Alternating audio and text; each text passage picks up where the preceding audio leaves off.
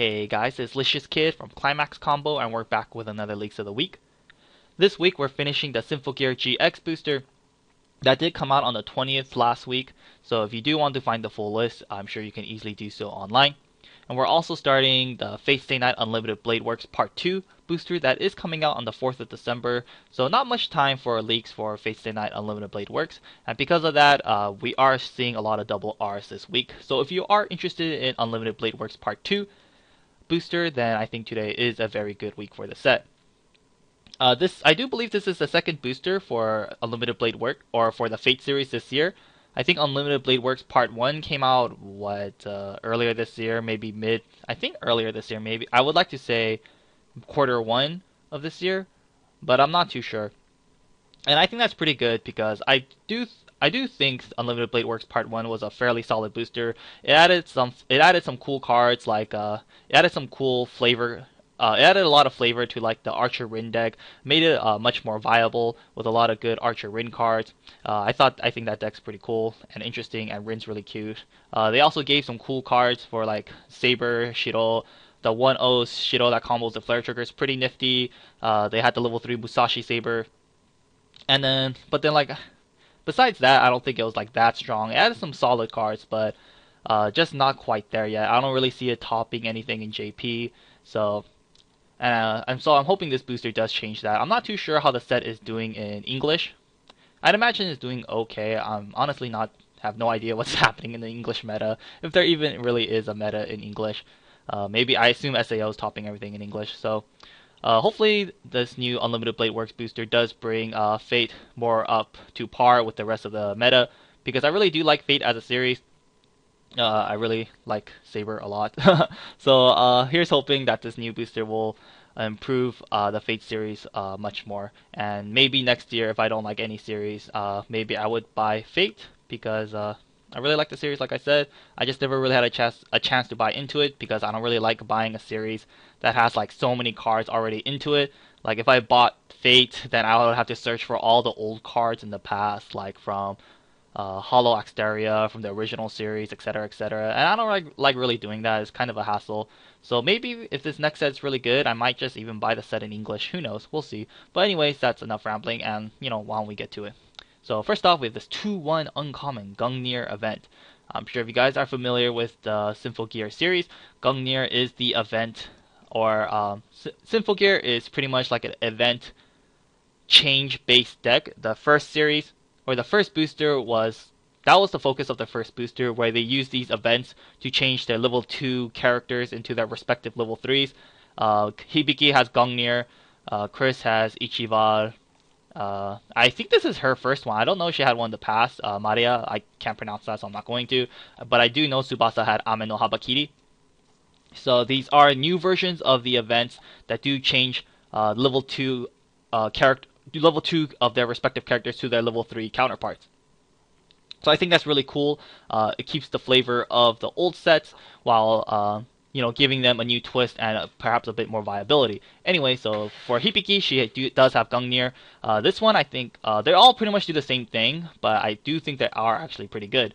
So what Gungnir does is you can choose up to one of your level 2 or greater characters with Hibiki in its name and return it to your hand. If you do, choose one character with Hibiki in its name and place it onto any border on your stage. Yes, this does say any, or it just say choose a character with Hibiki in its name and place it onto any border on your stage. So you can choose any Hibiki card, meaning you can choose level 3s, level 2s, level 1s, and level 0s. If you choose level 0s, you're probably trolling your opponent really, really, really hard, or you're just being a dick, or you're just insane. So I think that's really cool, because the old Gungnir event from the first booster only changed to the level 3 Hibiki from the first booster. The second Gungnir from the second set only changed to the level 3 Hibiki from the second set.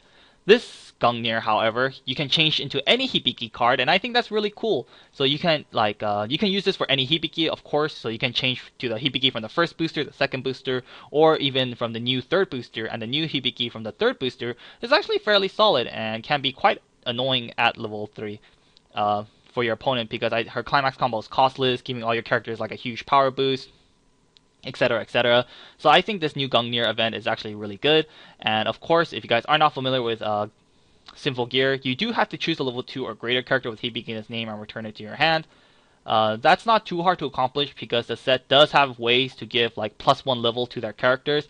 And so if you have like a +1 level, if you give like one of your level 1s Hibikis a +1 level, you can essentially use it as a change target for the Gungnir and then change into the level 3. And that way it's really good because if you change a level 2 character into a level 3 character with this event, then you're like paying 2 stock essentially because you're paying 1 stock for the level 2 and 1 stock for the event, and then thus you change.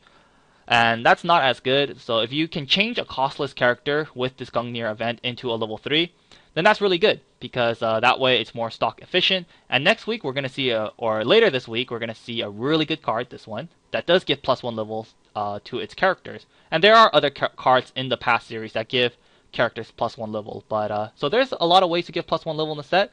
And so I think this event is really good. Also, this event does play the Hibiki from your hand. So it's a little harder to do because the old Gungnir events did play from the waiting room, which is actually kind of easier. But this one is from the hand, and the downside is that it's kind of hand intensive, and it can be a little harder to do in certain situations. But that means you do get their on-play ability since they are being played from the hand. So like the first booster one, you get to heal. The second booster one, you get to I think Flare Trigger are on play. I don't really remember the second Hibiki from the second set, but the new Hibiki from the third set, you also get to heal. So you can get their awesome on-play abilities with this Gungnir ability, and so I think it's super versatile. You're playing like a plethora of different kind of Hibikis. If you're playing like a Hibiki from every set, if you're playing the level 3 Hibiki from every set, then of course I do think this Gungnir event will be your event of choice. And I do think this Gungnir event is better than all the other Gungnir events in the previous set. So I do believe this will be the new event, the new choice of event for your 2 to 3 changes. And also, I guess some cool things you can do is like at level 3 is like if you already have a level 3 Hibiki on the field. Let's say you have the new level 3 Hibiki from this booster. You have the level 3 Hibiki on the field. You play this Gungnir event. You put it back to your hand. You could play the same Hibiki that you just bounced back to your hand with this Gungnir event.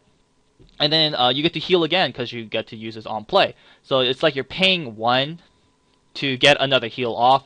Not that efficient in hand size, but you know, if you really need that extra heal and you only got 1 stock, which is quite possible, which is actually very possible, I should say, then I do think this is kind of cool because you get to use their on-play ability. So with this, you can reuse on-play abilities like the Flare Trigger on-play ability that the second Hibiki has, and the heal ability that the first and the third Hibiki has.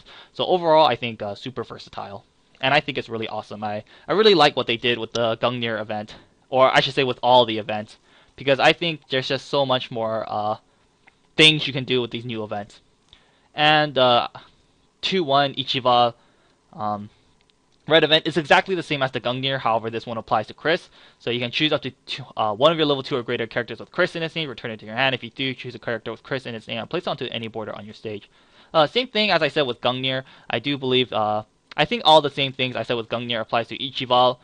Same thing, you can like reuse your on-play abilities, and you know, it can be quite resource efficient if you choose a level 1 Chris, give it +1 level, use Ichival on it, change into level 3 Chris. I think that's just super awesome.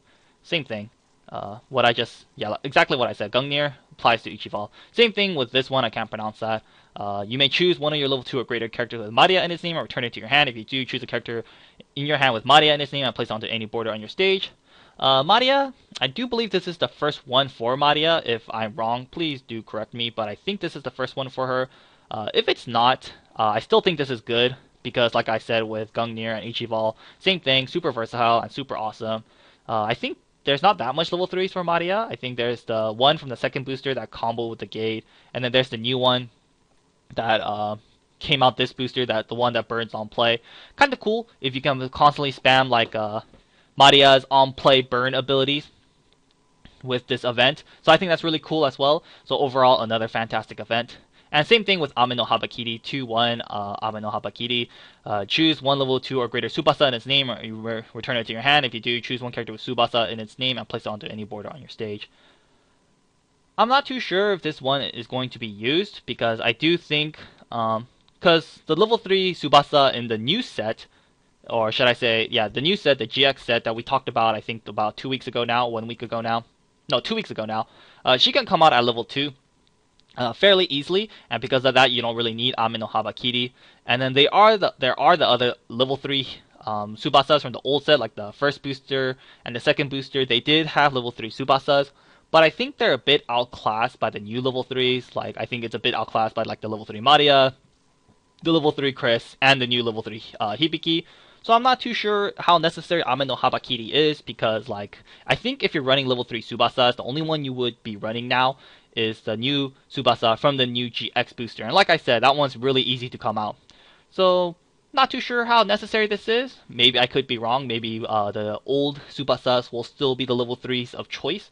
But I do think the new level 3s outshine the old level 3 Tsubasas, and the new level 3 Tsubasa really does not need Ame no Habakiri. So I don't think this one's going to be seeing play. But same thing, if you do want to run the old level 3 Tsubasas, and you want to change into them with an Ame no Habakiri, I do think this is the best Ame no Habakiri, because I just think it's super versatile. So, yeah, like all these events, I really, really like it. Just keeps the flavor of Symphogear, makes they're all the same, but I don't think that's bad because they're all good. Just a ton of ways you can use them. It keeps the flavor, and I just think it's great. Just absolutely love what they did with the event. Anyways, let's go on. I'm really glad they didn't ignore the old events, because I saw the new Ignite modules. I'm like, oh damn, I guess that's all they're getting. But I like how Bushiroad gave them all of their old events back. Especially the Chris one. The Chris one was really weird from the last booster. It was like a 3-cost backup or something. I really don't remember. It was just weird. Anyways, let's go on. 1025 common scientist dude, the person who holds the truth, science trait, to no surprise. So he has a continuous ability of when there's a marker underneath him, he gets plus 4k power, which is pretty bonkers. And how he gets these markers is when he's placed from hand to stage, you can choose one Gungnir, Ichival, or Abe no Habakiri from your waiting room and place it face down underneath this card to serve as a marker. Of course, Gungnir, Ichival, and Abe no Habakiri are the events we just talked about, and he can grab any, so you can grab like the first Gungnir event from the first booster, or like the second Abe no Habakiri from the second booster. He can grab any of those events, and then if you play him from hand to stage, and then you have a marker underneath him, which is fairly easy to do because all you really need is one of these events in your waiting room for him to gain the marker. He'll be a 1065, which is fairly strong. 1065s are really, really good, which is nice, but still, without any markers, he's super weak, only sitting at 2-5. So if you don't have any markers, or if you can't get away for him to get a marker, then he's a really, really underwhelming card. Also, he's in green. Like I said when I reviewed the Shirabe and what's the other girl named? Kirika or something? I don't think green's a very good color in this booster. I think like red, yellow, blue's a lot better. So he's in green, which makes me not like him even more. And also he is missing the very so important music trait. Since music is the main trait in this set, he is lacking that as well. And lastly, the level 1 lineup for Symphogear already seems fairly good. Like you have the new 1-0 Hibiki that combos with the Flare Trigger. That one is just super awesome. I definitely think that's going to be a 4-of in every Symphogear deck, no questions asked. So they already have 4 of that. They have like the new Hibiki that has the bond with the level 0 Miku that we talked about last week as well. I think that one's super good. You got level 1 Suiciders, so I really don't think this guy is necessary. Like the level 1 game is already strong enough, and it's also in green. And it seems like yellow, red, and blue are just already fantastic colors. So I really don't think you need this guy, and he's a little too gimmicky, and he doesn't have the music trait. So overall, don't run him. He's only a common for a reason. I mean, he's a pretty cool common. I'm not gonna lie, but better off without him. Next up, onto Unlimited Blade Work. I love the art on Unlimited Blade Works, man. So cool, so good. Anyways, I'm just a Fate fanboy. Anyways, 1165R, honor student with beauty and wits ring. Music and not music. I'm thinking about Love Live. Master and Jewel. So continuous ability, when you have another weapon character, this card gains plus 1500 power, and when this card is played from your hand to your stage, reveal the top card of your deck. If that card is not a master or servant character, place it to your clock. This Rin is okay. She is pretty damn strong. She's a 118k essentially, because if you have a weapon character, she gets plus 15. And if you guys are not familiar with the series, the servants are weapon characters. I guess I shouldn't say that, because if you're not familiar with the series, you wouldn't know what servants are. Pretty much Saber, Archer, Lancer, Rider. I think Shiro's a weapon too. Yeah, Shiro. Pretty much those characters are a weapon. So pretty much it's essentially like every character that's not just her is a weapon. Almost every other character in the series is a weapon character. So getting her continuous ability off should be really easy in any build. In an Archer Rin deck, it should be really easy, and even like a normal deck with like Shiro, Saber, Rin, etc., etc. Should be really easy to fulfill. So a 1/1 8K, very very powerful, but of course she must have a demerit. When she's played from half the stage, reveal top card if it's not a master or jewel, or I'm sorry, master or servant. Place it to your clock. 99% of your deck should be master or servant based, unless you're wearing like weird cards like Sakura or something, which I don't think you will be doing. So it should be fairly easy for her to not hit a character, or not. I should say, it should be fairly easy for you to meet her condition and not clock yourself on play, because the only thing that can make her clock you is if you reveal something like an event or something like a climax. So it shouldn't be too hard. Rin also does have like on-play abilities that can top check for you, so you can play like one of those top checking leans before you play this 1/1 lean to make it a little bit more safe. Of course, she does not have Encore, which is a bummer. If 1/1s without Encore are always a little iffy to play, but of course, if you from the last booster, they did get a Shiro that gave Clock Encore to all your masters, or if you're running the 0/0 Avenger from the old booster, he gives a Clock Encore to all your masters as well. If you are playing JP, maybe you're playing the Avenger instead. So there's cards that can give her Clock Encore with the Shiro, the Avenger, or even the new Rin that gives Archer and Rin's Clock Encore. So I think it's a fairly solid card. If you're pairing it up with one of those Clock Encore cards, I think it's fairly solid because it's a 1/1 8K essentially with Clock Encore. If you're not running those Clock Encore giving cards, like if you're not running the Rin, the Shiro, or the Avenger, I don't think it's as good, because a 1/1 8K, as strong as it may be, it is still susceptible to level 1 Suiciders, and many sets do have level 1 Suiciders, and I should say those sets are fairly strong sets too, so I really don't, so like, if this thing gets clocked, or if this thing gets suicided, then it's kind of a bummer. 1 second. Sorry about that, had to give a quick pause, but anyways, overall, a fairly solid card, especially when you pair it up with one of those Clock Encore giving cards. So really good, I think, and it's really cute. It's Rin. Who doesn't like Rin? No, I know a lot of people who don't like Rin. A lot of my friends don't like her. Those guys suck. Anyways, let's go on to the first double R. Always the first double R or the first day a new series is leaked, it always seems to be a yellow double R, right? Like what? To Love Your Darkness, Symphogear. Now this. It's like everything. Anyways, 0/0. 1500 double R, Trace on Shiro, Master and Servant. I'm sorry, Master and Weapon. Fairly solid card. Continuous ability during your own turn. Your other character in the middle border on your center stage gets plus 1k power. Quite a substantial boost. Also, he is a Brainstorm. Pay 1, tap 2, mill top 4. For every climax amongst those cards, search your deck for one character with Shiro, Saber, or Rin in its name. Shows to your opponent, add it to your hand. Then shuffle your deck. Like I said, a fairly solid card. 1k to the center during your own turn is quite a substantial boost. Definitely quite useful with like the level 1 Shiro that we saw in the last booster. The one that combos the flare trigger. That Shiro can use every power it can get, because it needs to reverse a character forward to get its climax combo off, and you are paying the 1 on attack, so it's a little dangerous with him. So I think something like using him with something like the level 1 Shiro from the last booster is quite nice. And of course, not just him, the 1k booster in center is quite relevant in all stages of the game. And he is a plus Brainstorm, a little limited, however, he can only grab Saber, Shiros, and Leans from your deck. Shouldn't be too hard, the Shiro and Sabers. If you're running yellow, you're definitely going to be running some Shiros, you're definitely going to be running some Sabers. Especially Saber, she has, the level 3 healer from the TD, she has the level 3 Musashi, and she has like the level 0 Takitsubo from the last booster as well. I think that was a double R, I don't remember. But anyways, if you're running yellow, you're definitely running Saber or Shiros in some shape or form, and because of that, I'm sure he will have plenty of targets to grab. As for the Rin one, I'm not too sure. A lot of like the good Rin cards are like kind of reserved for the Archer and Rin deck. So, I don't know how relevant him grabbing Rins will be, but the fact that he can grab Rin as well is quite nice, and it makes a lot of sense since in part 2 of Unlimited Blade Works they kind of team up. So, it has nice flavor. Kind of sticks to the anime of how he can only work with Shiro, Saber, and Rin, and he's a plus Brainstorm, and plus Brainstorm's always good. Of course, he can't grab he can't grab everything in the deck, but if you build your deck properly, I'm sure you will have plenty of targets for him to grab anyways. So overall, a fairly solid plus Brainstorm.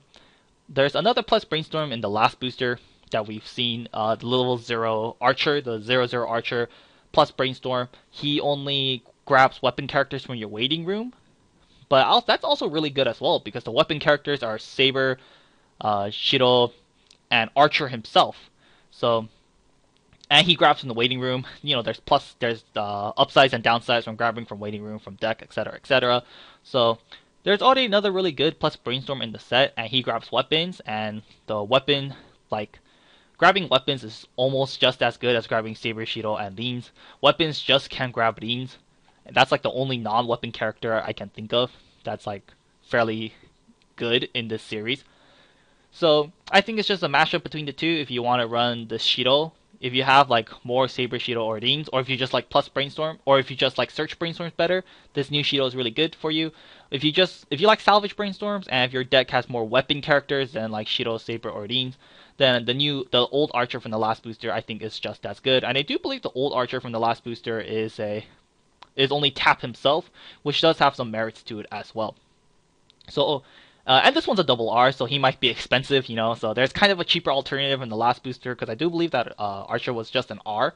So yeah, not that important because it's not like he's the only plus Brainstorm in the series. Like I said in the last booster, there's another plus Brainstorm, but still, it's nice that they got a new search plus Brainstorm. I guess a double R is a little annoying because Brainstormers that are double R's are just like, ugh, man, I have to buy these, and like they're kind of expensive. But what can you do? Overall, a solid card, but it's Shiro, and I hate Shiro, so that makes me hate this card. But overall, I'm not gonna lie, he's a very solid card. Let's go on to Tuesday. Man, 21 minutes off first day. Anyways, let's go on. 104KR. Last week I talked about those alchemy characters, and I said they're going to get more support. Well, here they are, more alchemy characters for the Symphogear set. 104KR Alchemy. During your opponent's turn, if you have 5 or more cards in your hand, this card gains plus 4k power. Quite a substantial power boost. And when she declares an attack with the Climax Project Ignite, which is the pants right here, a Climax common, you can pay cost, which is 1. If you do, draw a card. This Elf 9 is okay.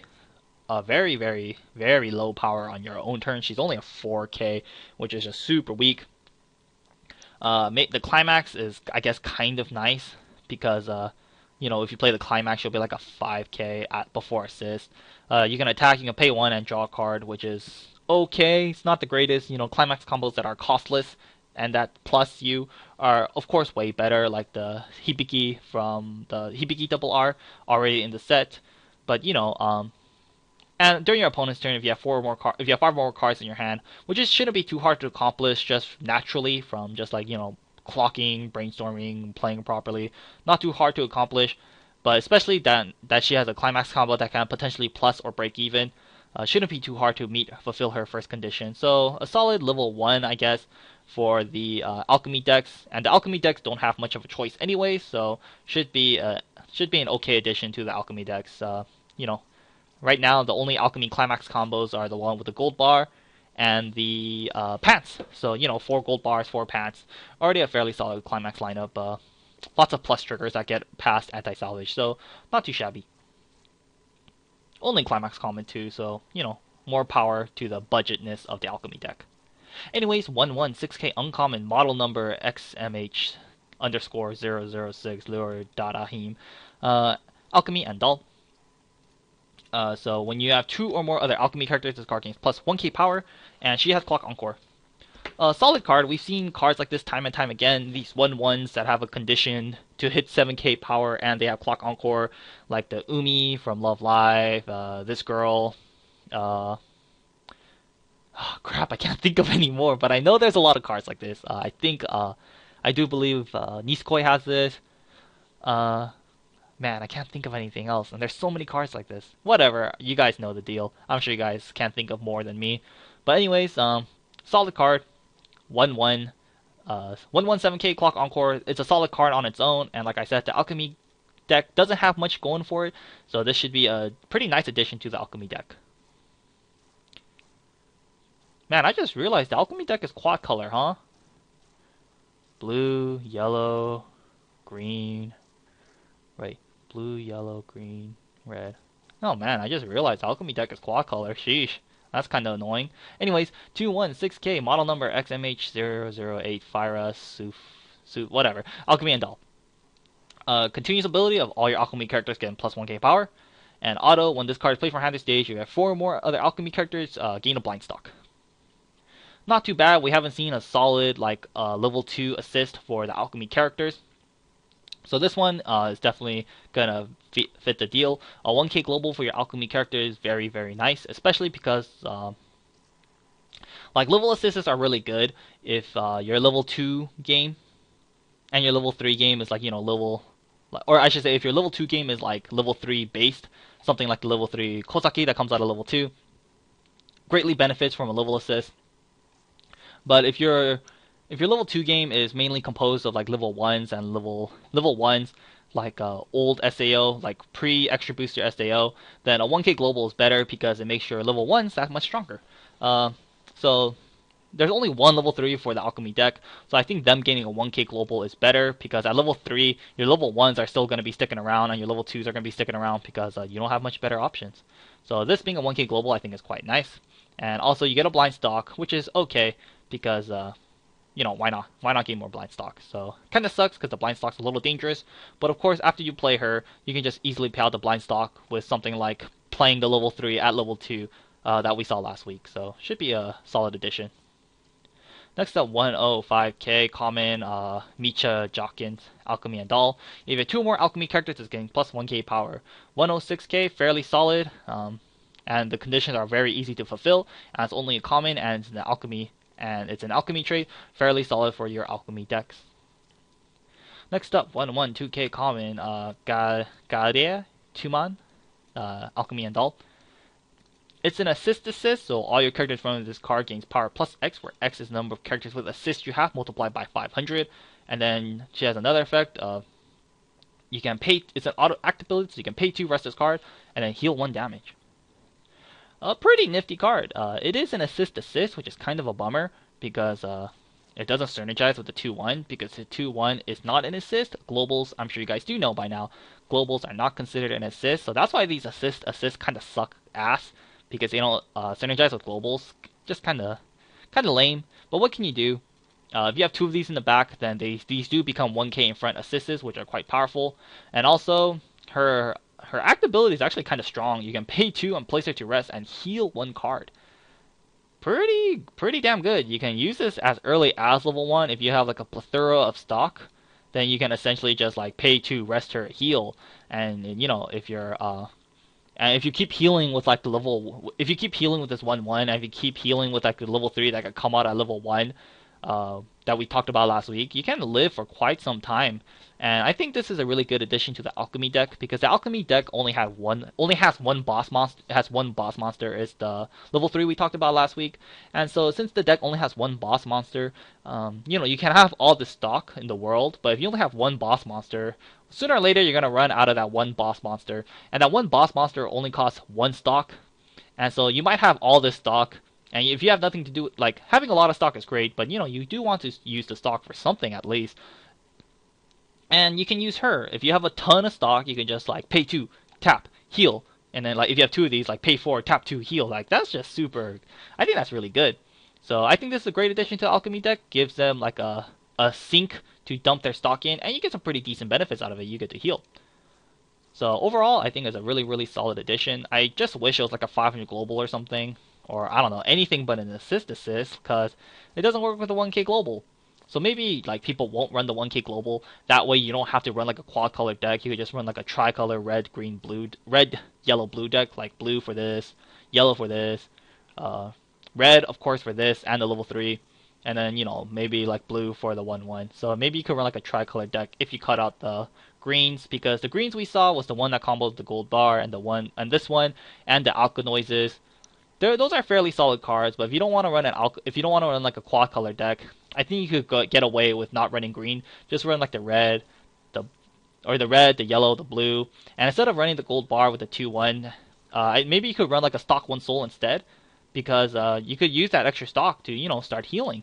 So overall, I think this adds a ton of flavor and a ton of more playability to the alchemy deck. So I really like this card, and it's only a common too. So I think it's really good. I really like it. Next up, ooh, this card, super good. I was so excited when I saw this card. 1045 double R, invitation to London, Rin, music and jewel. When she invites Shiro to London, isn't she like not a master anymore because the Grail War is over? So do the command seals stick after the war's over? I'd imagine they disappear, so she shouldn't have that, right? Anyways, whatever. When you have 3 or more characters with Rin or Archer in their name, this card gains plus 1k, and she has ClimaxCombo with Mischievous Smile, this 2k1 right here. When this card reverses an opponent in battle with the 2k1, you may choose one character in your waiting room and return it to your hand. Mischievous Smile is only a Climax common. Damn, that's good. Isn't there another event that looks like this from the old booster? I'm not too sure. I think there is. Is that one called Mischievous Smile as well? I'm not too sure. I should look into that. I should have looked into that beforehand, but it's gonna take me too long to find it. So I'll just act like this is the only Mischievous Smile. But if there was another Mischievous Smile in the old sets, I wouldn't be surprised because this art looks really familiar. I mean, I do believe this is like a pretty, like, famous, not famous, what is it called? I don't know. Anyways, I'm just gonna rate this as a standalone card. If there is another Mischievous Smile, do let me know. Anyways, this card, fairly solid. I'm sure you guys can just tell from reading the event, or reading her card effect, that she is very solid. I've talked about cards like this time and time again, and they have proven to be all really strong, like Minami from CG, the double R, that one girl from Girlfriend Beta that combos with, I forgot now, like the stock 1 soul. Was it a plus 2 soul? I don't know. That one from Girlfriend Beta, really good. The new Hibiki from Symphogear should be really good. So these 1-0s that have climax combos that are costless and have a costless ability when they get the climax combo off, then plus, just an excellent addition to any set, like Shimakaze. This one's really similar to Shimakaze because it combos to the 2k1. All of those, Tachibana from Nisekoi, all of those, fantastic cards. Mikon from To Love Your Darkness, all of them, 4 ofs. This one should definitely not be an exception. 1045, low power, but, if you have 3 or more Archer or Rins, she gets plus 1k. So she'll be a 5/5, which is really good. And when she kills something with the 2k1, you get to salvage a character. So overall, just a ton of good effects on one card. Kind of a bummer that her first condition is only with Archer and Rins. I was kind of hoping it'd be like maybe like Rins, Saber, Shiros. I think that would make a bit more sense since, Unlimited Blade Works is kind of about Rin, Saber, and Shiro. Not really much about Archer. But still, obviously for your Archer Rin decks, this is a staple. Run 4, run these 2k1s, no questions asked. I don't care how you do it. Just take out your level 3s, even put these in. No, I'm just kidding. Don't take out the level 3s, but definitely make some space for these 1-0s, and definitely try to pull or find a couple of these 1-0s for your Archer Rin decks, because this is definitely going to be a staple. For the normal deck, I'm not too sure. Hitting 3 Archer and Rins might be a little difficult to do, because you have to hit 3 or more others. Maybe it was like 2 or more other Archers and Rins, it'd be fairly easy to do, but it's 3, so it might be a little difficult to do in like a normal like red-yellow deck, because like your yellow lineup might be comprised of Sabers and Shiros, but maybe people will find a way to make it work in your Saber and like in your yellow-red builds. People might be able to make it work, or people might just run like a heavy level 1 focus Rin Archer, like a heavy level 1 Rin Archer focus just for this new 1-0, because this 1-0 is just too good. So maybe like yellow red, maybe the bulk of level 1 and level 0 will comprise of Archers and Rins just to make this more consistent. Maybe, I don't know, we'll see. But overall, a very good card, staple in your Archer and Rin decks. If this card is used in like other builds, I wouldn't be surprised, because it's just that powerful. Maybe like people will run this without even meeting the first condition just to get the 2k1 off. And plus, it's a little more difficult to do because she is much lower power. But people might choose to run that. people might choose to do that just because it's just so damn powerful. Just, oh, so good. And it's lean, just super cute, man. Love it, love it, love it. Anyways, let's go on. This kind of tempts me to make an Archer Rin deck. Anyways, let's go on. We'll see, we'll see. Maybe in 2016, I'll have a surprise Unlimited Blade Works deck profile. But don't count on it. 00500R, Ultimate Mage, Lean, Music, or not Music, oh my god. Master and Jewel. 500 in front assist, and she resonates. Keeping the theme of Resonate in Unlimited Blade Works Part 2, since Unlimited Blade Works Part 1 did have the whole Resonate focus thing. So during the start of your Climax phase, you can pay cost, which is pay 1, reveal 1 Kata de Bolg 2 from your hand. If you do, choose one Master and Servant, Lean, and Archer from your waiting room and return it to your hand. I guess first we should talk about Kata de Bolg 2. It's this 1-0 uncommon event right here. So the old booster, the Archer Rin cards resonated with the level 0 Rin that was a Suicider.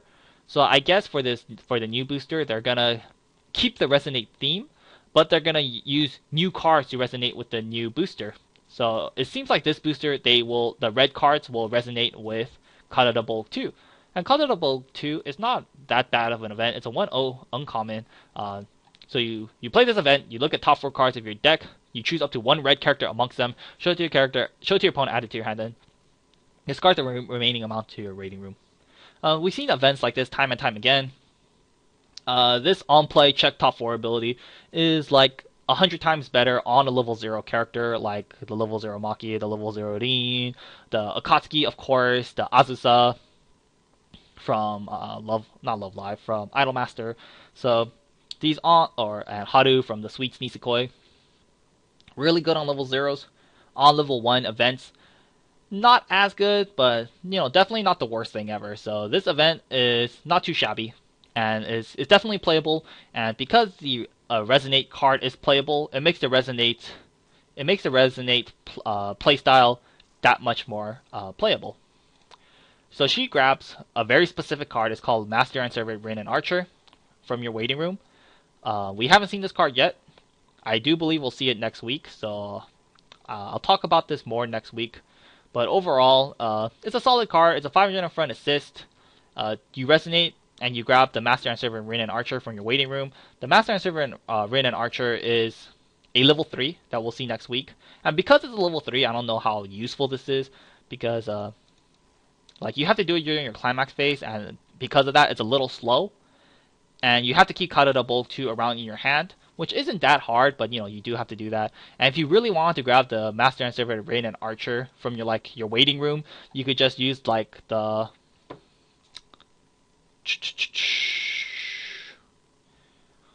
plus Brainstorm in the Archer that we saw in the last booster. And if you want to search this card out, you could do so with the Brainstorm with the Trace on Shiro, because even though it says Rin and Archer, since it does have Rin in its name, it's technically a target for the level 0 Shiro. So I don't know how necessary this card is, because it's essentially a 500 in front assist and a card that can grab the level 3 from your waiting room. But there are other ways to grab that level 3, so I don't know how important this card is. I think you could use your back row for maybe better things, like the Clock Encore Global Givers, the plus Brainstorms, or another assist perhaps. I think there's better things you could conserve your back row for. So I don't think this card is all that important. But as a standalone card, it's not bad, but I don't think it's very necessary. Let's go on to 104KR, Support Fire Archer, Servant, and Weapon. When this card declares an attack, choose one of your other Master or Servant's characters, give it plus 1k power, and once again it resonates with Kata de Bolg 2. When this card is reversed and the level of the cards battling opponents level 1 or lower, you may pay cost, which just reveal Kata de Bolg 2. If you do, place that character to reverse. So overall, I think this is a fairly solid card. On attack, you give one of your Master or Servants plus 1k power, which isn't too shabby. Definitely, this set is quite power dependent now, because obviously you can use this to synergize with your 1-0. Give your Rin that 1k power can be quite substantial and quite important, because this Rin does need to reverse its opponent characters to get the Climax combo off. So this is really good with the 1-0. Rin, just super good with there. You can use it with the old Shiro from the last booster. He does need a lot of power too, so giving that Shiro power as well is good. So that 1k power is quite significant, and even more significant in this set because they are quite dependent on their on reverse abilities. You can even use this on like in your green builds if you really wanted to give like your level 3 clock shooters power. I don't think that's necessary, but you know that is something you can do. So the plus 1k power is quite significant in this series, or quite important in this series, I should say. And also the Resonate is pretty good. Costless Resonate, and pretty much the Resonate turns him into a level 1 Suicider, which is really, really, really good. I don't believe the set had a level 1 Suicider yet. This one is kind of a level 1 Suicider. I mean, it is a level 1 Suicider, but, you know, for him to be a level 1 Suicider, you do need to have Kadada Bulk 2 in your hand. And that might not be possible at level 1. But, you know, if you run 4 Kadada Bulk 2s, I'm sure you will hopefully draw into it by level 1. Because if you don't draw into Kadada Bulk 2 by level 1 and you have a handful of these support fire archers, then it's kind of shitty. So hopefully there's a way you can grab Kadada Bulk 2 in your waiting room. Like, hopefully there's a bond for this event, just to make something like this level 1 Suicider all that much more playable. But as a card, I think he's quite nice. Definitely a solid R, in my opinion. Next up, more archers. 1035 uncommon, continued pursuit archer. All your characters with archer and Rins in their name gain plus 500 power. And he has another ability of pay 2, place his character to rest. Choose one character with 1 Rin or archer in his name from your waiting room and return it to your hand. Fairly solid card. You know, his abilities aren't anything substantial. He's a 500 in front. He's a 500 global for Archer and Rin, so obviously he's for the Archer and Rin decks. And of course, you can pay 2, put him to rest, and salvage an Archer or Rin in your waiting room and return it to your hand. For your Archer Rin decks, I would say he's very solid. Yeah, just a solid Archer Rin card. 500 global and pay 2 rest and salvage, really good. And I do believe the archer from the last booster was just tap himself, so you can like tap the archer from the last booster, mill 4, and then you can also use this guy on the same turn to salvage a card. So really good. I guess that's more important for English. For JP, we have the Gander Shot Lean, which is really, really good. So, you know, you'll probably be tapping your back row constantly for the Gander Shot Rin in JP, but for English, that's not really relevant. Anyways, overall, Tuesday, a really good week for Archer Index, especially this lean. I love it. Anyways, let's go on to Wednesday, 001k uncommon, probability talk Hibiki music trait. Oh man, this card I think is super good. Continuous ability, all your music characters in front of this card gain plus 1 level and plus 500 power. And when this card is played from hand to stage, reveal the top card of your deck. If that card is a climax, return this card to your deck, then shuffle your deck. So Hibiki, oh man, what a card. It's only uncommon too. Her first ability is just super strong. 500 in front, assist, that gives plus 1 level and 500 power. Super strong, like Off-Time Makoto from Idolmaster is very similar to this. Of course, Off-Time Makoto is only during your opponent's turn, however, and it has the very awesome pay 2 tap search for a music character. This one is very similar to that. However, this one gives 500 in front during and plus 1 level during your own turn and during the opponent's turn. So that's just super, super, super good. And like I said, well, the 500 power is nice, but the plus 1 level is what I think makes this card that much better, because the plus 1 level is really good. You can dodge suicides, like you could dodge suicides anytime, anywhere for days. Like you can use this with your 1-0 Hibikis, with your 1-0 Hibikis, the one that combos and the one that's with the bond target. You can use this at level 0 to dodge suicides. Just awesome. Dodge suicides, make it hard for your opponent to side against, and of course makes your level 1s valid targets for the events. And it's any character too, so like if you have a level 1 Hibiki, boom, Gungnir target. A level 1 Chris, boom, fucking Ichival target. You have a level 1 Maria target, level 1 Tsubasa target, and I do believe each character has a solid level 1. Hibiki has a ton of really good level 1s. Chris has a level 1 Suicider. Maria, I'm actually not too sure if she has a good level 1 Suicide. If she has a good level 1. I mean, if you have 2 of these, your center character will get 2 levels, so you can use it like with the level 0 Maria assist that we saw, or the level 0 Maria global we saw a couple weeks back. You know, just something you can do. And there's a couple. Is there a good level 1 Tsubasa? The one that combos. I'm not too sure about the good level 1 Tsubasas. But like I said, I don't think Abai no Habakiri is necessary. But still, oops. But still, like it's a really good card on its own. But the synergy it has with the rest of the set makes this card all that much better. Of course, because she is such an awesome card, she does have a pretty devastating drawback. When she's playing from hand to stage, if you reveal the top card, if that card is a climax, you do have to shuffle her back into your deck, which is quite devastating.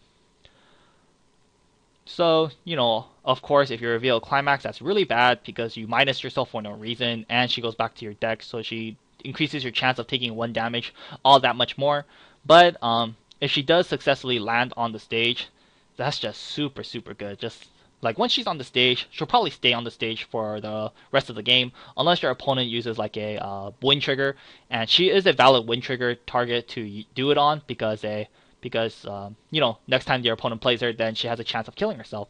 So, pretty awful secondary ability, but I think her first ability is so powerful, I think it makes up for this card. And it's only an uncommon, which is, I think, pretty ridiculous. So this probability Talk Hibiki, I think I think it's a really good card. I wouldn't be surprised. Yeah, like I said, I think it's a really good card, so I do think this card will see play. Especially if you're running the Gungnir, if you're running any of these events, I think this Hibiki is kind of a staple. If you're not running any of these events, because I don't think any of these events are actually necessary, then maybe people won't be running this probability Talk Hibiki. Maybe people will be running the 0-0 Maria assist we saw a couple weeks back, the 500 global, and on reverse give another character 500. So if people aren't running these events, then perhaps they won't like to run this Hibiki.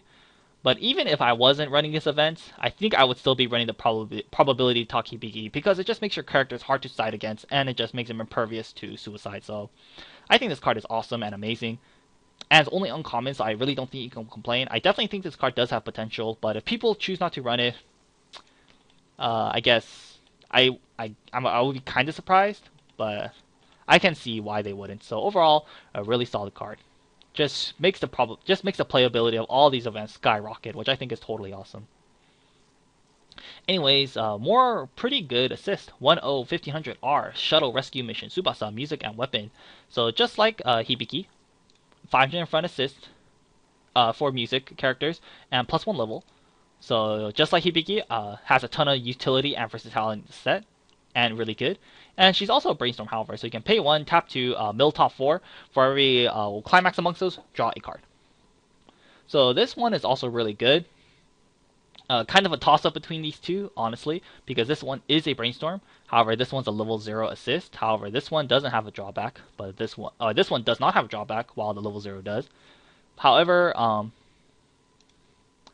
this is a draw Brainstorm, and draw Brainstorm is kind of iffy because you might draw into climaxes or not draw into the right answer you need. And there is a Brainstorm in the first booster that was a search, not the first booster, the second booster. There's a double R Hibiki plus Brainstorm in the second booster that's searched. So I'm not too sure how necessary this card is. Like, people might just choose to run the level 0 assist and the search Brainstorm from the second booster because search is really good. So I'm not too sure what people be running if you're running this 1-0 Tsubasa assist, then I guess you don't have to be running this level 0, and you don't have to be running the plus Brainstorm search assist or the search plus Brainstorm because you already have a plus Brainstorm and a +1 level and a +500 power assist. So I guess if you're running this card, it could save you a lot on deck space, and it does add more to your blue count, which is quite nice. So this is a solid card. Like I said, the only thing I don't like about this card is that it's a draw Brainstorm, and draw Brainstorms are kind of iffy. But I guess for this set, it's not too bad because the draw Brainstorm does allow you to draw into events because that is the only way you can get events. Actually, no, these events have bonds, huh? So I'm not too sure about this. Overall, it's a solid card, and it's definitely playable just like the level 0. So if people run the level 0 Hibiki, I think it's pretty good. And if people run the level 1 Tsubasa, I wouldn't be surprised as well because it's pretty good. I guess if you run the level 1 Tsubasa, however, like you're making your level 1 game tricolor, because you're definitely going to be running the 1-0 Hibiki with the flare trigger. And I'd imagine people are going to run the 1-0 Chris Suicider, so that's already like yellow-red for your level 1 lineup. I don't know if people want to run yellow-red-blue for the level 1 lineup, because then things might get a little complicated and a little inconsistent. So maybe for that reason they won't be running this. Who knows? We'll see. But overall, these two cards have a lot of playability and a lot of utility in the set. Oh yeah, one more thing to mention with Hibiki. Since Hibiki is a top check, you can't use this with the level 3 Maria from last week because the Maria does need to reveal a music character off the top for her to deal 1 damage to your opponent. So if you play Hibiki, you can use it at level 3. You can use Hibiki like a top checker. If you play level 3 Hibiki, reveal a Climax. She does go back to your deck, which is bad, but you get to shuffle, and because you get to shuffle, like if you play level 3 Maria after, you have a decent chance of actually hitting a character. So this Hibiki can make the level 3 Maria more consistent because it top checks, but if it doesn't hit if it hits a Climax, it gives you a second chance at hitting a character with Maria. So good synergy with level 3 Maria as well. So I almost forgot to mention that, but yeah. Anyways, these two really good. Which one people will choose, we'll just have to see. Gotta drink some water. Anyways, 00500R, the courage to face each other, Shirabe. Man, Shirabe and Kirika is back. I didn't really like these two. And they're not as cute compared to the other girls. Anyways, music and weapon. 500R. All your the courage to face each other, Kirika gets plus 500 power and hand encore. And of course, she has a clock bond for the courage to face each other, Kirika. Of course, to face each other, Kirika is 10, 104KR. The courage to face each other, Kirika, music and weapon. If you have another character with Shirabe in its name, the card gains plus 1500 power. And she has another ability of you can put this card, choose one of your music characters, put it to rest. She gets plus 1k power until the end of the turn. So Kirika, I think is a solid card. Actually, no, I don't really like these two. What am I talking about? I mean, these two are not bad. This is kind of like Kyoko Saika all over again, but I think there's a better alternative to this. Like the level 1 Hibiki and the level 1 Hibiki with level 0 Miku we saw last week. I think that's like a better version of this, and it's in a debatably superior color. So I really don't think these two are necessary. But if you're running green, I guess it's not too bad. Like if you're running like a green focused deck, or if you don't want to run yellow for whatever reason, I don't know why you wouldn't want to run yellow. But if you don't want to, then I guess this can be a pretty good alternative. If you have a Shirabe, this is a 1055.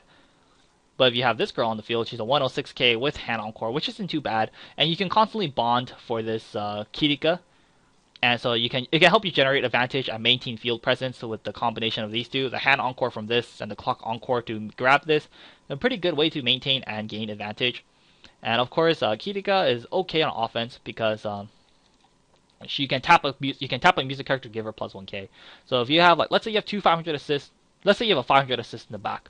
You have Shirabe and Kirika in the front. Kirika will be a 1055, 106k. Let's say you have a 500 assist in the back, 1065. You top 2, she'll be 1075, 1085. 1085, pretty solid with hand encore, so not too shabby. So definitely pretty decent cards.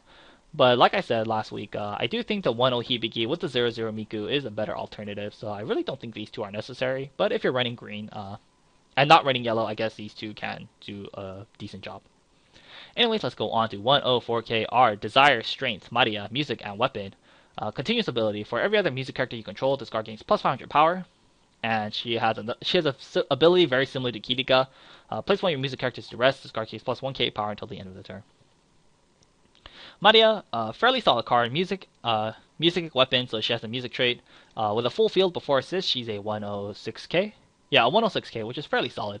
And you can tap one of your music characters, and she will get plus 1k until the end of the turn. So, yeah, with a full field, she's a 106k. You tap both your back row, she'll be a 7k, 8k. Let's say you have a 500 assist in the back, then she's a 1085, which is a fairly solid number to hit. And on defending, she is a 106k before assist. So, pretty solid card. Hits pretty decent numbers hits pretty good numbers on offense and a decent number on defense. But once again, I'm not too sure if there's space for this card because there's like so many good level 1s now. Like I said, the Miku Hibiki combo is just super good. The Hibiki level 1, the Flare Trigger, staple, I think, and the level 1 Chris Suicider is just good as well. So there's so many good level 1s at this point. It's kind of hard to juggle them all, you know? So if people run this, I wouldn't be surprised because it is a solid card. But if people choose not to run this, I would not be surprised as well because there's just so many good level 1s in this set. It's a little hard to juggle them at this point. So we'll just have to see what people opt to run, but a solid card. Next up, this card, very interesting, 329k, just an R. Relationship of Trust, Ilya and Bazaka. Music and Servant. So for every character with Ilya in your backstage, this card is plus 1k. So with 2 Ilyas in the back, he will be, or I guess they will be, a 3/2 11k. When it's played from hand to stage, you can draw 2, ditch 1. And Climax Combo with Bond of our encounter. When this card declares an attack with the Climax Bond of our encounter on your Climax border, you can place the top 5 cards of your deck to the waiting room, deal X damage to your opponent, and this card gains plus 2k power until the end of the turn, where X is the number of Climaxes amongst those cards. Climax rare. Oh right, that's her touching Berserker. I didn't recognize this picture for a second. Anyways, overall, I'm sure this card sounds very familiar to you guys. It is exactly, or her Climax combo is just like level 3 Danko from Cinderella Girls. And level 3 Danko is a fairly solid card, but I think the reason why the level 3 Danko is so good is because she heals as well. Heal and with a pretty decent Climax combo. Berserker and Ilya, not as much. With 2 Ilyas in the back row, he gets 11k, which is really strong. On play, draw 2, ditch 1, that's nice. And a solid Climax combo ability.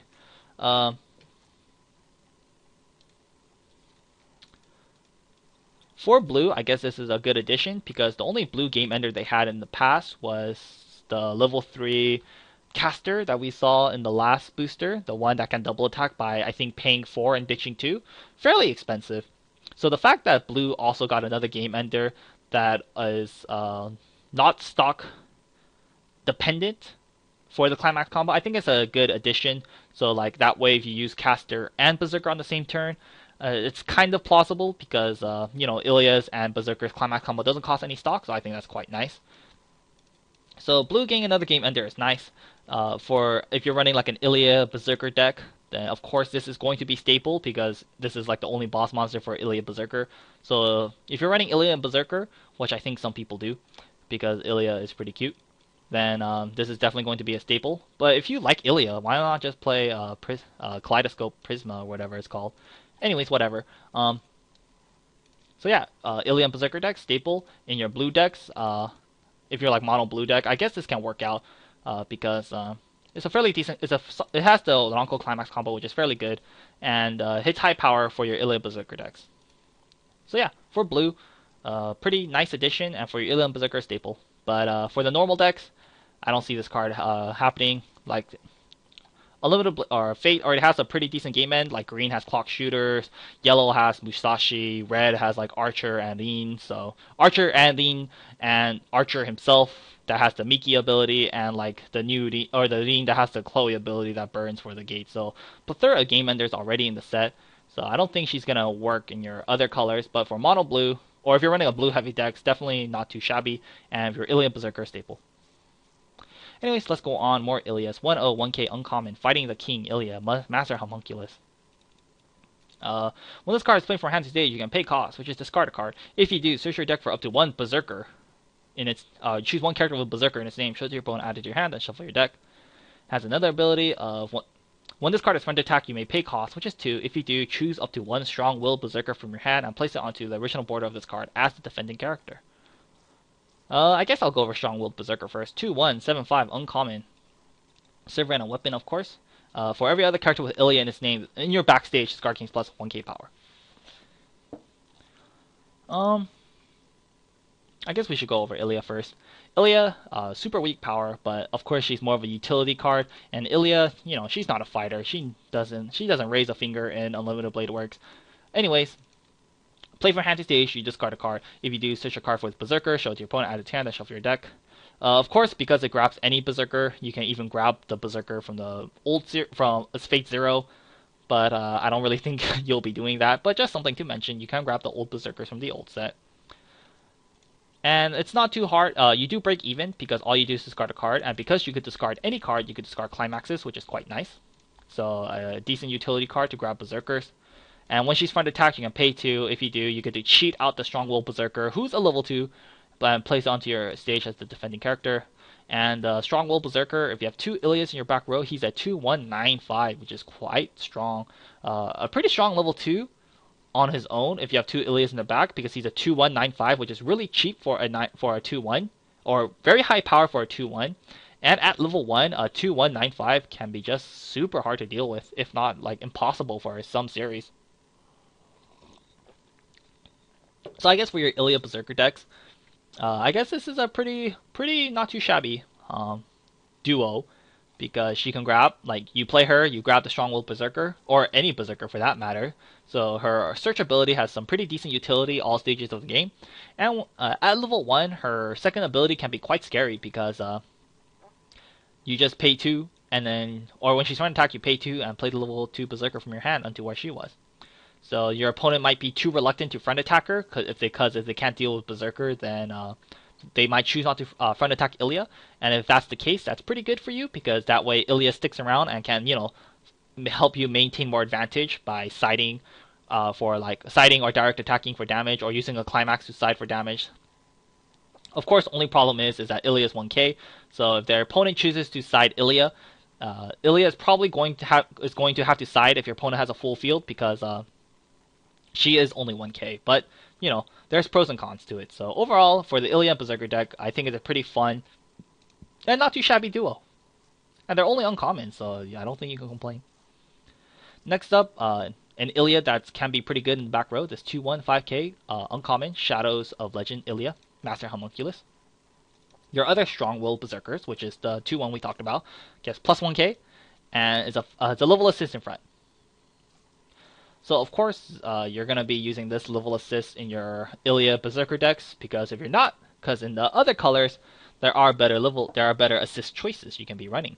So this is obviously for the Ilya Berserker deck, and for the Ilya Berserker decks, it's fairly good because Strong-Willed Berserker is already really strong at level 1.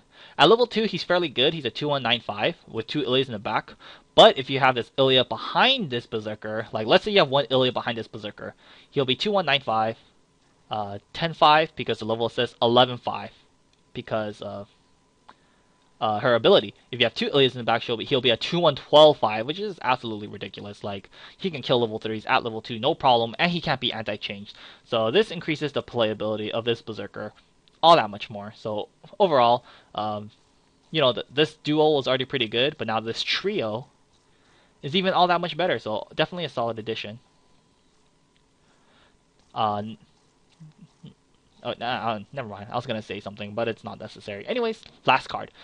Man, how long are we in? 1 hour, and we're only on Wednesday? Man, anyways. 2/0 backup, uncommon Berserker's Will. Counter, choose up to one of your Ilya or Berserker's characters in there. Choose up to one of your characters with Ilya or Berserker in its name. Place it into the waiting room. If you do, look at top 4 cards of your deck. Choose up to one card amongst them. Add it to your hand.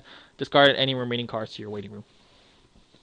So it's like the Cardable 2, where you just check top 4, and then you get to add one of those cards to your hand.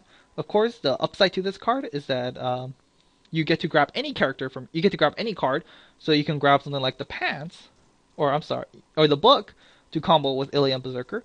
You can grab something like that, or you can grab like another event, like you can grab another Berserker's Will perhaps, and then so yeah, you can grab anything, which is quite nice, and it's a backup. Well, I guess I should say the downside is that you have to kill one of your Ilya or Berserkers, which might not be a bad thing in some situations, because by killing one of your own Ilya or Berserkers, you get to dodge on reverse ability. So you get to dodge something like Tachibana, dodge something like on reverse double attackers like the level 3 caster in the same set, clock shooters, on reverse burners like Misakuro, etc., etc. Lots of ways you can dodge on attack, or a very good way to dodge on attack or on reverse dependent cards. So I think that for that is pretty good. And also, if you can use this like a pseudo brainstorm during your opponent's turn. I explained this with the Dog Day events we talked about last week, the one where the green event that's very similar to this. But pretty much like during your opponent's turn, let's say they attack you 3 times. The first attack canceled, the second attack canceled. If you're not confident that the third attack will cancel because you don't feel like you'll have 3 climaxes off the top of your deck, you can play a Berserker's Will, sacrifice an Ilya or Berserker, mill top 4. If you hit 4 characters, that's really good because you increases that's 4 potential damage off the top of your deck, and you put it to the waiting room. So it does increase your chance of compressing when you use this in the right way. Of course, you can't really know. It's just really like luck, or just like how you feel. So use it like, use it appropriately and use it when you feel like it's going to be right. And I think if you use it properly, or if you get really lucky with it, then this can help your survivability by a ton. Because if you do manage to hit like 4 characters off the top of your deck during your opponent's turn, that's just really good, because that increases your chance of canceling like super high, like increases your chance of canceling like way, way, way, way more. So really solid and fun card, I think, for the Iliad Berserker deck. So that's it for Wednesday. Lots of cool cards for Iliad Berserker. Anyways, let's go on to 1045R. Newfound Power, Tsubasa, Music and Weapon. When this card is played for hand to stage, this card gets power plus X, where until the end of the turn, where X is the number of music characters you control multiplied by 500. Of course, I'm sure you guys can guess. This card climax combos with the book right here. Ratsetsu Stance 0. When this card declares an attack with the climax with the book, this card gains 1500 power until the end of the turn, and the following ability, where when this card reverses its opponent in battle, you can place that card to its bottom of its owner's deck. And once again, the book. So this Tsubasa, I think it's a okay card. It's a solid card. On play with a full field, she's a 7K. Yeah, because she does include herself. She's a 107K on play. If you play the book the same turn, I'm sorry, she's a 108K, 1095 before assist. And when she reverses something, it goes to the bottom of his owner's deck. So it's a fairly solid card. But like I said with the Maria, I don't know how necessary it is, because there are just so many good level 1s at this point. Especially a level 1, like, this is a solid climax combo, but I think the Hibiki double R climax combo with the flare trigger is just way better. So, like, I don't think you should be running 2 climax combos at level 1. It might just, like, get, like, too clunky and, like, not work out well. So I think you should only stick to 1 level 1 climax combo, and I think the one that wins in the end is the level 1 Hibiki double R with the flare trigger. So because of that, without the climax combo with the Tsubasa, I don't think it's that good.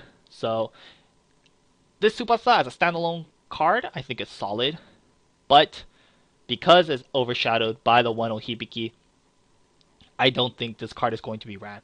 Like, I think you're better off running like the 1-0 Hibiki and like other combos, like maybe 4 wind triggers that combos with the level 3 Hibiki, or maybe something like 4 2K1s that combos with the level 3 Chris.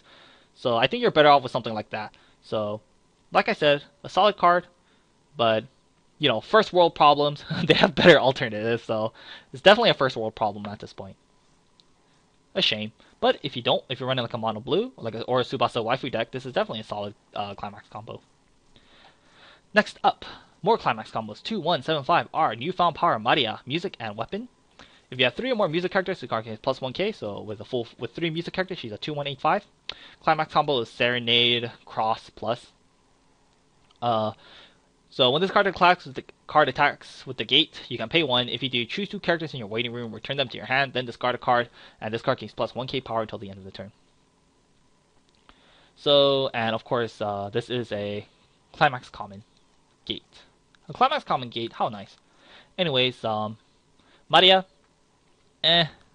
it's playable, but I don't think it's that good. With 3 mere music, she's a 2185, which is like vanilla power.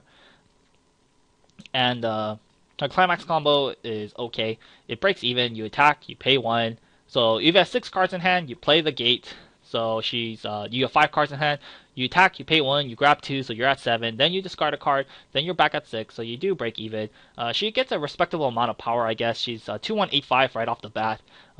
With her climax combo, she's a 2195, and of course the gate bumps her to a 21105. So it's definitely a playable climax combo, because it's combos with the gate, and the gate is fairly good. And you break even, you draw 2, or you salvage 2, you ditch 1, so it's a decent hand fix because you can discard like a climax and you salvage 2 characters. So like using this before your first refresh can be quite beneficial. It can help you discard excess climaxes, and it can help you like grab anything in your waiting room and then to prepare for the future turns. So I definitely think it's playable, but I don't know if it will be used, because I don't know if there's enough deck space. And I don't know if there's enough climax slots for this gate, actually. Like, as surprising as it is, gate is the best trigger. Still the best trigger, in my opinion. there's just like so many other good climax combos now. You have the 4 flare triggers, like you have flare trigger with the 1-0 Hibiki, you have the wind trigger with the level 3 Hibiki, you have the 2K1 with the old Hibiki, with the new Chris. And those are 3 really strong climax combos. So will there be space for this gate? Who knows? And even if you do run gates, are you going to be running 4 gates? There might not be enough for 4 gates. And if you're not running 4 gates, the playability of this Maria goes down. Like if you're only running 2 gates, I don't think you should be bothering with this Maria, you know?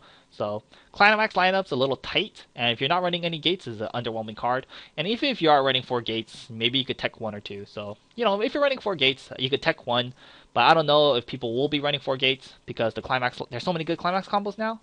So, not too sure. Another first world problem, so a playable card, but I honestly don't see it being played. Next up, ooh, more double R, 329K, best girl, Sword of Promise Victory, Saber, Servant and Weapon. If you have 5 or less cards in your deck, this card loses 1 level in your hand. Another continuous ability, for every other character with Shiro, Saber, or Dean in its name, this card gains plus 500 power, and play from hand to stay heal. So, this is just like the Anzu from Cinderella Girls, right?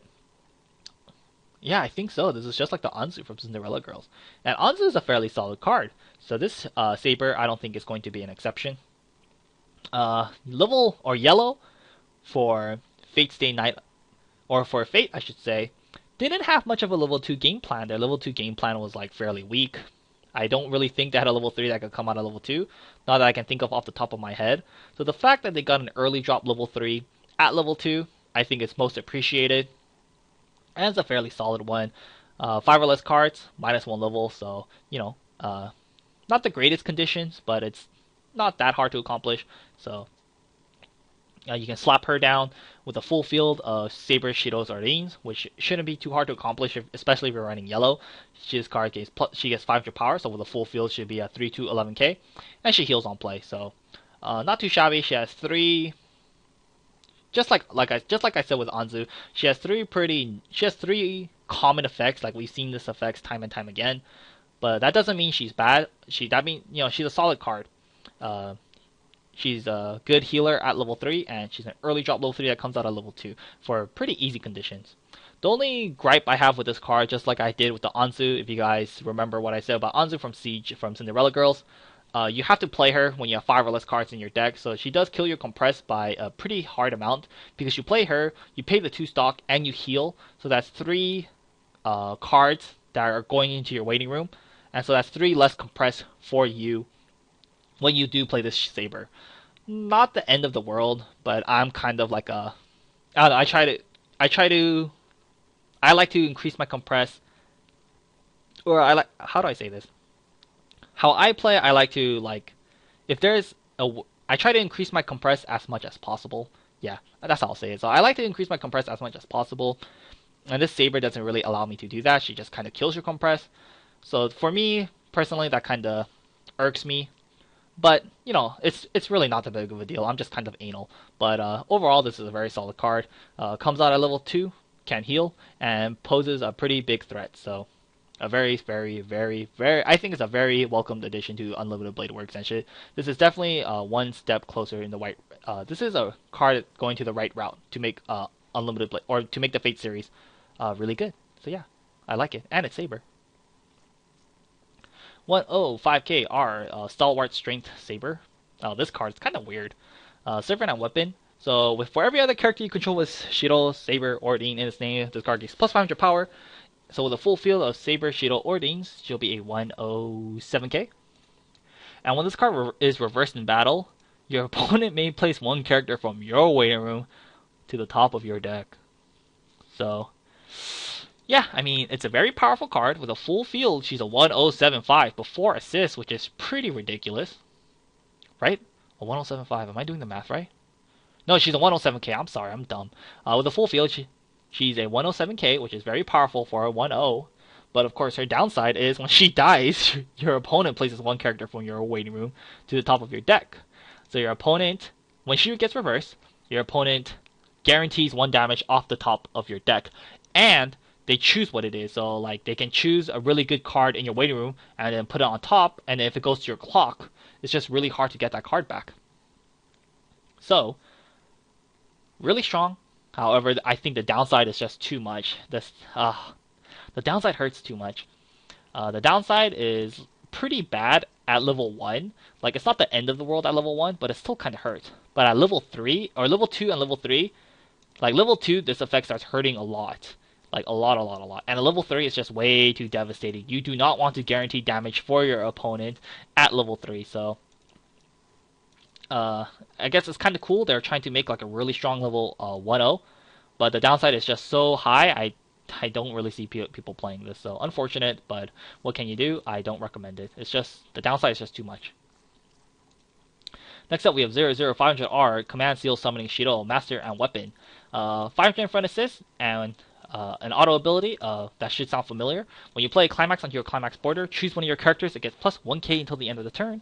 So it's like the level 0 Asuna assist from the first SAO booster and the level 0 Chitoge assist, the PR. So those two assists I mentioned, the PR Chitoge and level 0 Asuna, both of those are very, very, very solid cards. So this Shiro should definitely be no exception. And we have seen in this set that they have some pretty solid climax combos, especially at like level 1. The level 1 Shiro with the from the last booster is good, and the new amazing level 1 Rin climax combo is good too. So this should definitely be a really good assist and a really good addition to Unlimited Blade Works. 105k uncommon using a command seal, Shiro, Master, and Weapon. When your other Master or Servant characters attack, this card takes plus 1k until the end of the turn. So when your other two characters attack, you'll be at 107k. Not too shabby. There's cards like we've seen cards like this time and time again. It's okay. I would have preferred something like a on play plus 500 per, or maybe like a 1045 that gets 500 for every other. I think I would have preferred that more. But you know, you can't get everything. And it's only uncommon, so it's not too bad, but not the greatest 1-0, but definitely not the worst. You know, your other two character attack, you'll be at 107k before assist. Not too shabby, but very weak on defense, but strong on offense. The theme of yellow, so no, not too bad of a card. Only uncommon, so you can't complain, I guess. 1500 uncommon, non-interesting ideals, Shiro and Archer. It's like freaking Archerception in here. Anyways, when this card is played from hand to stage, choose one of your other characters that gets plus 1500 power until the end of the turn. And it has a bond, kind of. When the card is played from hand to stage, you can pay cost, which is discard one card. If you do, choose one launching a counterattack from your waiting room and return it to your hand. I guess we should talk about launching a counterattack first. It's a 1-1 uncommon 3-5 backup. Well, you have to choose a Master or Servant, but that's like every card in the set. So 1-1 3-5, choose a Master or Servant, 3-5 backup. So fairly solid event backup.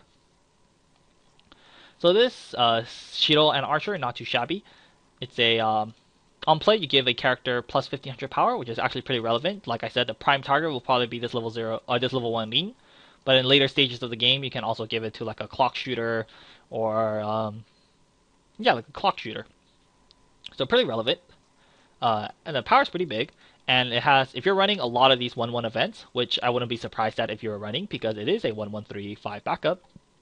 Like if you're running 3 of these, running 1 or 2 of these Archer and Shiros might not be too bad, because you only have to discard a card to gain the 1-1. So you break even, and you discard a card, and so it can help you discard excess climaxes from your hand before refresh, which is quite nice. So overall, I definitely think this is a playable card if you're running like 3 or 4 of these 1-1 events. Running 1 or 2 of these Archer and Shiros shouldn't be, should be pretty good.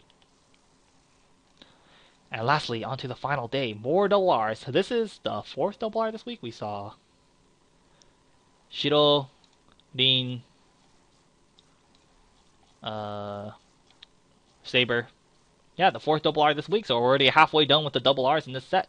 3295 double R, combat mode, Rider. Definitely she's in her combat mode. Anyways, Servant and Weapon. When you get 4 or more other green characters, this card loses 1 level in your hand. And when she's played from hand to stage, heal. So overall, a fairly solid card. Green is mainly focused on the Rider archetype. I'm not too sure how green works in English, because in English, we don't have the 1-1. We don't have the level 1 twin assists that works really well. Are they level 1s or level 0s? I think they're level 1s. Anyways, they don't have the Rider assists that give all your Riders plus 1k, which is pretty redonkulous. But so they don't have that in English. So I don't know what English does. So yeah, I'm sorry. I'm sorry. But anyways, for JP, the Rider deck is definitely a thing. Very high power deck and can be quite frustrating to deal with just because everything is just so high power. But high power isn't the end of the world. But anyways, the Rider deck didn't have much of a level 2 game plan. It did, kind of. It had a level 2 Rider that can change into the level 3 Rider, but it was not the greatest thing ever. So the fact that they got a new level 3 Rider that could come out at level 2 gives the Rider deck definitely that extra push it needs for it to be fairly good. Like the Rider decks, either they ran the 2-3 change with the Alexander from the Fate Extra, or the Fate, I'm sorry, not Fate Extra, the Fate Zero Extra booster. They usually ran that, or they ran like 2-1s, like 2-1 vanilla Riders, or something amongst those lines. But now they have a really good level 3 that could come out at level 2 really, really easily since the Rider deck is all green. Actually, no, some of them run blue with that weird Bluebeard combo. I don't remember it off the top of my head, but I've seen a couple with those. Anyways, most of your deck is going to be green, if not all of your deck is going to be green for the Rider deck. So her condition is stupidly easy, and she heals on play. If you have two of those Rider assists in the back, she's what, a 3-11-5 that heals and can come out really easily. Really, really solid. So definitely for the Rider deck, a very great addition to it. For English, it's still good. Like, you could still make a Rider deck in English. It just won't be as strong without the assists. So if you're running like a green heavy deck for English, Fate Zero or Fate series, then this Rider is definitely once again a very solid addition. The art's pretty sexy on this too. Next up, Sakura 002KR, Devoted Junior Sakura, Sport Traits, of course. When you play Climax on your Climax border, choose one of your characters that gets plus 1k power, so it's just like the Shiro.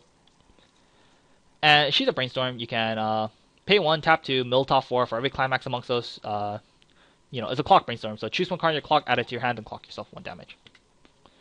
Overall, a fairly solid card. I don't think green had a plus Brainstorm. I'm trying to think. I can't think of one off the top of my head.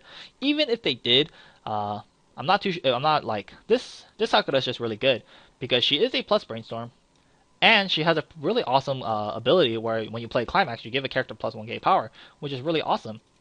That extra power is always nice, and since the theme of green and Fate is just humongous power, this is definitely a very nice addition for the green archetype in Fate series. Plus Clock Brainstorm and plus 1k power, really good. And Fate has some. Well, for green, I know the level 3 Rider from the last booster comboed, I think, with the 2k1, and that Rider is a clock shooter, so giving her something like more power is nice. And I'm sure there's other uses for this as well. So overall, a very solid plus Brainstorm for green. I don't really see this going to be used in the other colors because she lacks the weapon and weapon, master, or servant trait, and the other colors have good plus Brainstorms already. Like red has Archer and yellow has Shiro. So yeah, only good for green, I think. Next up, 106KR, Servant and Weapon. Of course, her being oversized, she has a downside of she cannot side attack, which isn't too much of a problem. Like I said for JP, if you have two of those 1k assists in the back, she's a 108k, and she can't side attack, but whoop-de-doo, she's a freaking 108k. She ain't gonna side attack nothing. She's not scared of anything. So for English, once again, a very solid addition. I'm sorry, for Japanese, for JP, a very solid addition for the Rider decks because she's a 108k. For English, I'm not too sure because I'm not too sure what English does with their decks. Next up, 2175 Uncommon Gentle Personality Sakura Sports. Climax combos with this green stock one soul. When you play the Climax Everyday Visit in your Climax border, or when the Climax Everyday Visit is on your Climax border and this card is on the center stage, search up to one green card, show it to your opponent, add it to your hand, then shuffle your deck. Oh wow, green card. I thought it was a green character. That's cool. Anyways, and it has another ability of when your other green characters declare an attack, she gets plus 1k until the end of the turn. And Everyday Visit is a stock one soul, a Climax common. Man, Sakura's too nice. She should not be peeling apples for her dick-ass brother. I don't remember his name because he's so gay. Anyways, Sakura, overall, I think is a fairly, pretty meh card. I really don't think this is necessary. At level 2, you already have the ever so awesome new level 3 Rider. Like, at level 3, or at level 2, just slap down a Rider. Don't really be wasting stock on this Sakura. Her Climax combo is okay. Combos with the stock 1 soul. Stock 1 soul, I guess, is quite nice. Give extra stock for your level 3s. And when she attacks with the stock 1 soul, it's completely costless, which is nice. And you search your deck for up to 1 green card. So at level 3, you can grab like the 2k1. So you can Climax combo with like the level 3 Rider next turn. That'd be really cool. And yeah. But I think it's playable, but I don't know if it's necessary. I'm not too sure what Rider decks do. I'd imagine they run 4 of the 2k1s with the previous not Medusa. Well, she is Medusa, but the previous Rider from the last booster. Not too sure what else they run for climaxes. Okay, maybe I'm being a little too harsh. Okay, I think this is a fairly okay climax combo because it's costless, and you search your deck for up to any 1 green card, which is fairly cool and can be fairly devastating. Can definitely help you set up for a pretty strong turn next turn. So that's only uncommon and a common. So it's not too bad for an uncommon and a common, huh? Okay, I lied. At first I thought this card was kind of ass, but it's a green card, so it's actually a little better than I thought it was. Okay, I'm not too sure what green does for their climax lineups. If green has enough space to run these stock 1 souls, then I guess you could run 1 or 2 of these Sakuras. If the climax lineup is filled up with like the 2k1s with the previous level 3 Rider from the last booster, and like another climax that I can't think of, then I guess the Sakura is not necessary. But if they have enough space in their climax lineup, then why not run 4 of these and 1 or 2 of these Sakuras, because it's okay. And Sakura's just super cute, man. You can't say no to that. Can't say no to that. Anyways, that's it. And of course Symphogear, just like always, they always show off all the signs. Lots of signs. 1, 2, 3, 4, 5, 6, 7. 7 signs. Damn, almost as much as Love Live. And yeah, they all look really nice, and all the signs are fairly good cards. Excellent card, good card, good card, good card. Don't like the greens. Really? The Alchemy Girl got assigned? Dude, that would be the trolliest sign. If I pulled this sign in my Symphogear boxes, I'd be pretty mad. But yeah, you know what? And that is the end of Leaks of the Week. A fairly, very long video. Already an hour and 26 minutes into this. But this week they showed off a lot of good cards.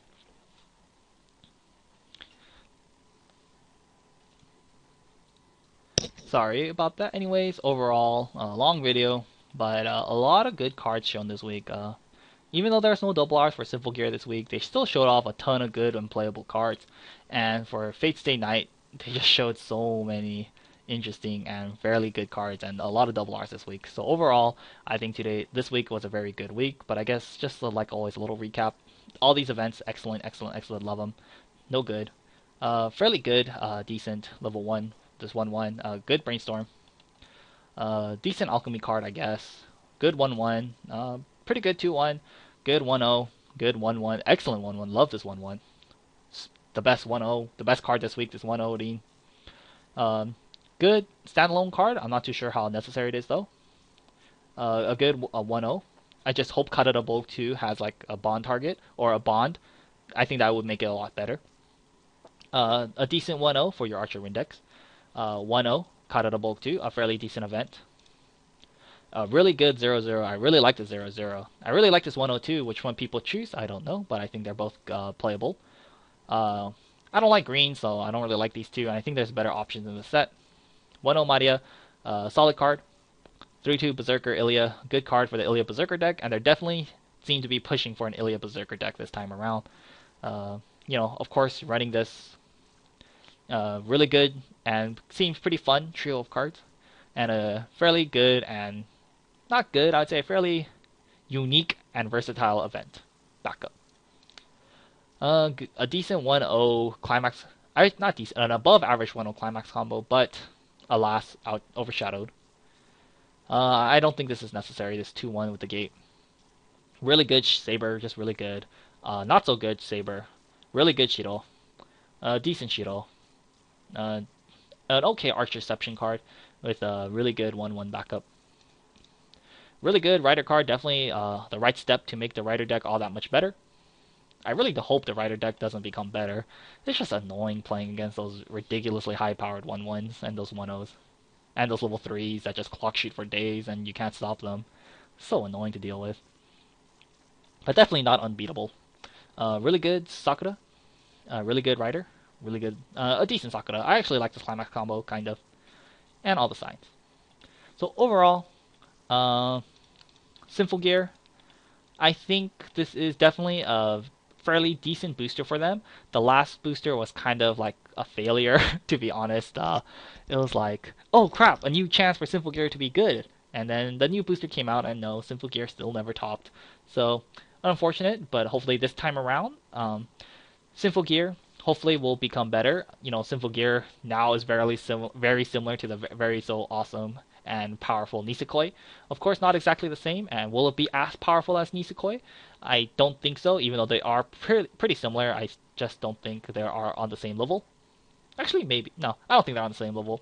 They don't have the very so OP 3-2 Kosaki. Anyways, but overall, I do think this is a very solid booster for Symphogear. I think it gave them a ton of cool cards, like the 1-0 is amazing. The level 3 Chris I think is good and fun. I think the level 3 Tsubasa is good and fun as well. I think level 3 Maria is fairly solid as well. I don't like the green cards. So, you know, they gave a lot of good cards. The new events add playability to the old cards while keeping the theme, so I think that's good. The Ignite the level 3s in the new set are just really strong. So overall, their level 1 game got better with the 1-0. Their level 2 game got better with like their early drop level 3 Tsubasa. Or you could just run in one of these new 2-1 events and play your other level 3s early, like you could play level 3 Chris early at level 2, or you could play the level 3 Maria at level 3 at level 3 Maria at level 2, and start attacking for 3 soul 11k, you know?